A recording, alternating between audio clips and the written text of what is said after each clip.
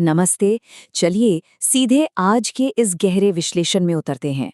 आज हम भगवत गीता के एक बेहद खास श्लोक के पीछे छिपे उस मनोविज्ञान को डिकोड करने वाले हैं, जो सच कहूं तो हमारे आज के मॉडर्न लाइफस्टाइल से बहुत गहराई से जुड़ा है। ये कोई पुरानी ऐतिहासिक कथा नहीं है, बल्कि ये हमारे अपने दिमाग के काम करने के तरीके और हमारे अंदर अचानक मचने वाली उस अफरा तफरी का एक एकदम सटीक रिफ्लेक्शन है। चलिए समझते हैं कि कैसे। ततः शंखाश्च भैर्यश्च पणवानक गोमुखा सहसेवाभ्यहन्यन्त सशब्दस्तुमुलो अभवत्। इस प्राचीन श्लोक की गंभीरता ही अपने आप में हमें पूरी तरह से बांध लेती है। इसे सुनकर ऐसा लग सकता है कि यह सिर्फ किसी युद्ध की शुरुआत का वर्णन है, लेकिन असल में ये उस स्थिति का एक क्लासिक सिंबल है जब हमारे अंदर की शांति अचानक से टूटती है और एक भयंकर मानसिक उथल-पुथल शुरू हो जाती है। एकदम अचानक से होने वाला एक इंटरनल क्राइसिस। तो इसका असल में मतलब क्या है? इसके अनुवाद के अनुसार शंख, नगाड़े, ढोल, मृदंग ये सब एक साथ बज उठे और उनका शोर बेहद भयंकर था। लेकिन सोचने वाली बात यह है कि ऐसा हुआ क्यों? कुरुक्षेत्र के मैदान में जैसे ही भीष्म पितामह का शंख बजा, पूरी कौरव सेना ने बिना कुछ सोचे समझे अपने अपने इंस्ट्रूमेंट्स बजाने शुरू कर दिए।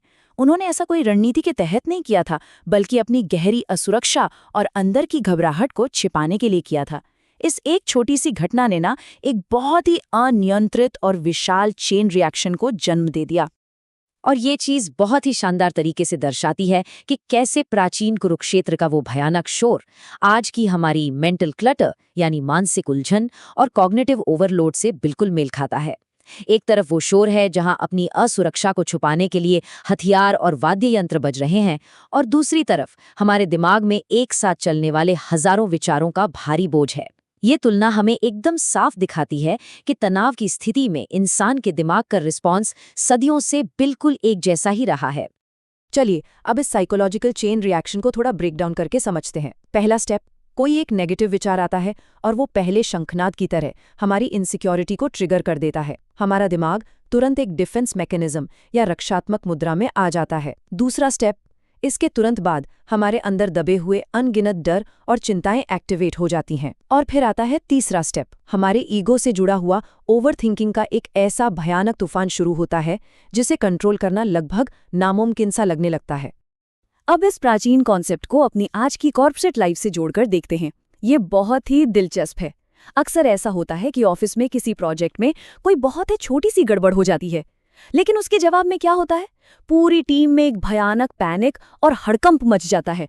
असल प्रॉब्लम को सॉल्व करने के बजाय लोग अपनी गलतियों को छिपाने के लिए एक दूसरे पर इल्जाम लगाने लगते हैं, बिना सोचे समझे गुस्सा करते हैं, और नतीजा ये होता है कि पूरी की पूरी टीम बुरी तरह से मेंटली एग्जॉस्ट हो जाती है।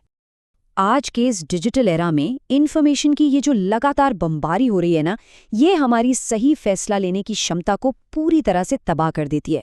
उदाहरण के लिए, जब हमारे करियर में कोई क्राइसिस आता है तो हम रुक के शांति से स्ट्रैटेजी बनाने के बजाय क्या करते हैं?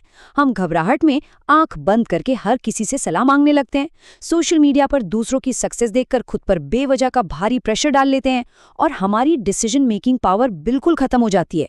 हम खुद उस शोर का हिस्सा बन जाते हैं। तो सवाल ये उठता है कि इस भयंकर दिमागी शोर को रोका कैसे जाए? इसका पहला मनोवैज्ञानिक इलाज है मौन। और यहाँ मौन का मतलब सिर मुंह बंद रखना बिल्कुल नहीं है। ये उस मानसिक उथल-पुथल से एक कदम पीछे हटने का टूल है। ये बाहरी शोर का जवाब अपने अंदर के शोर से देने से साफ इनकार करने की कला है। जब हम जानबूझकर इस साइलेंस का अभ्यास करते हैं, तो हम उस अंधी दौड़ और विचारों के शोर शराबे पर वहीं के वहीं ब्रेक लगा देते हैं। मौन के बाद जो हमारी अल्टीमेट स्ट्रैटेजी आती है, वो है डिटैचमेंट यानी तटस्थता। इसका मतलब है अपनी बुद्धि को इतना स्टेबल करना कि हम उस शोर के पीछे छिपे हुए अपने सबसे असली डर को पहचान सकें। जब हम अपने ही मन की इस पूरी अराजकता को एक बाहर वाले दर्शक की तरह बिल्कुल निष्पक्ष होकर देखते हैं, तब हम दिमाग के उन नगाड़ों को शांत होने का मौका देते हैं। और जब वो अंदर का शोर धीमा होता है ना, तभी हमें आगे बढ़ने का अपना असली रास्ता दिखाई देता है। तो इस पूरे विश्लेषण के अंत में हम एक बहुत ही गहरे सवाल पर आकर रुकते हैं। क्या हम भी बाहरी शोर का जवाब अपने खुद के मानसिक शोर से दे रहे हैं? ये एक ऐसा विचार है जिस पर हमें सच में थोड़ा वक्त निकालकर सोचना चाहिए। हमारी आज की इस भागदौड़ भरी जिंदगी और मानसिक उलझनों के बीच ये सवाल हमें रुकने और अपने भीतर झांकने पर मजबूर करता है। चलिए आज हम सब मिलकर इस पर गहराई से विचार करते हैं।